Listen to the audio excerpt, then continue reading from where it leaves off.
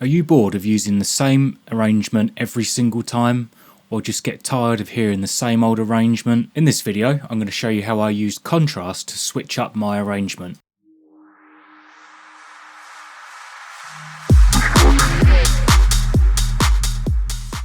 Now, there's a reason why arrangement in sort of house music and EDM is the way it is.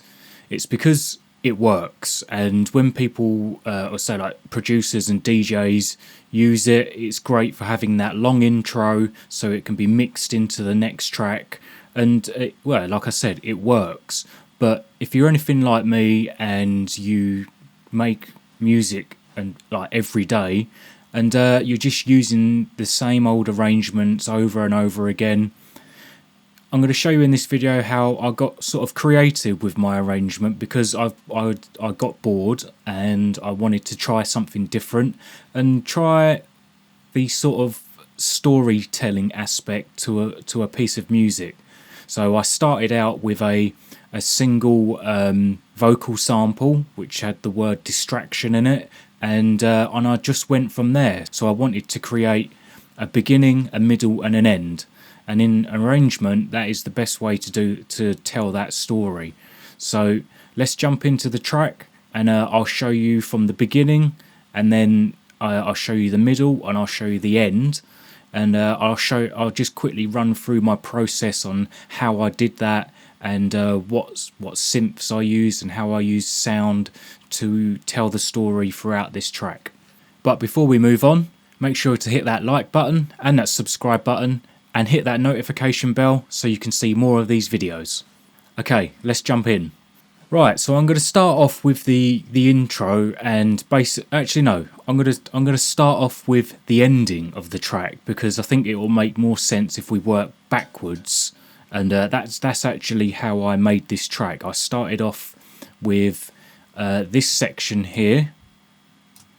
None of this existed before it, prior to that, so I just generally started off with the beat and a bass line, really simple, a lead, and then just sort of a second half to the drop section. So let me just play the first part of the drop section when it all kicks in, and then you can get an idea of what I want it to build up to. So let's just play that.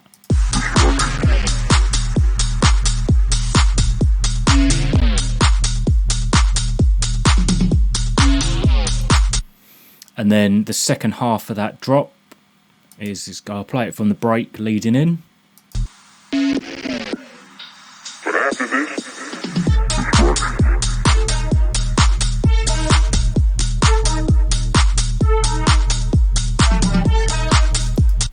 Okay, so yeah, it's pretty simple. I use two synths, a bass line, and just a really simple house beat, really. And I sort of created that, and I thought, well, yeah, I could do the intro to that, big snare riser, just a load of sounds building up to that.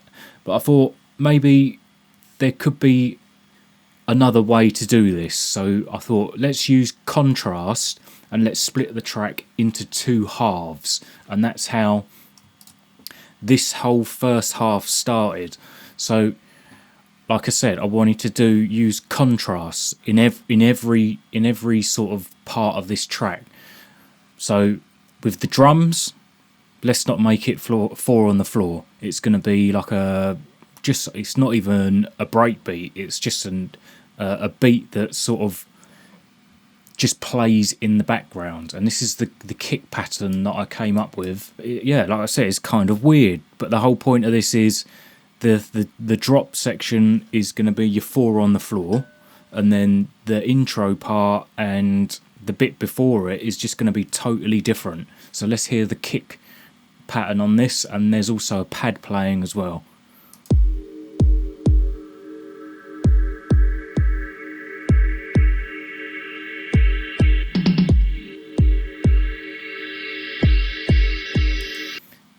Totally different to the actual drop section. So the drop section is this high energy, and then the first half of the track is really just this sort of like mystery, really. And then the bass line. Now the bass line on the drop is Like I said, it is really simple, just on the offbeat. Let's take a listen.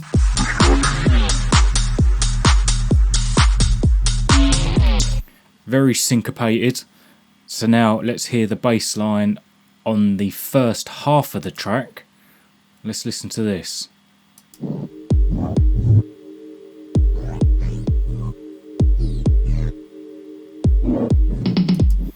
Just weird, and I don't know how I'd done that. I think I'd done that. Yeah, I just used the mirror on the warp menu, and then I'm just using the LFO to just mess around with the cutoff. LFO2 is messing around with the pitch, and I just literally went totally random with this because it wants to contrast the drop section. So just let that play out. I just let that play out. And then there has to be some sort of like similarity in the whole track. So there's going to be a sound that plays in the intro, and it's also going to play in the drop section. So there is that reference sound that you're always going to hear, and that is this lead sound. So let's play this lead sound in the intro.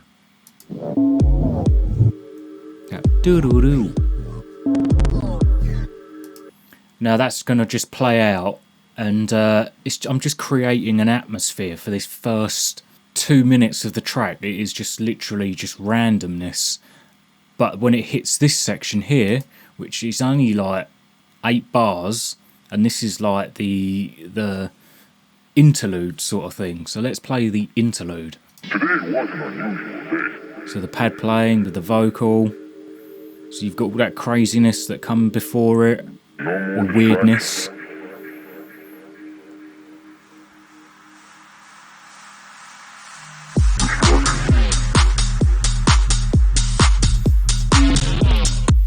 And what I found in actually doing that is sort of the half and half track, is that when the drop did actually come in, it was kind of unexpected, and it kind of hit a little bit harder because I wasn't expecting it. And then I just introduced that other sound that comes in as well with the lead, and then they both play with each other at the end. So let's hear this part here.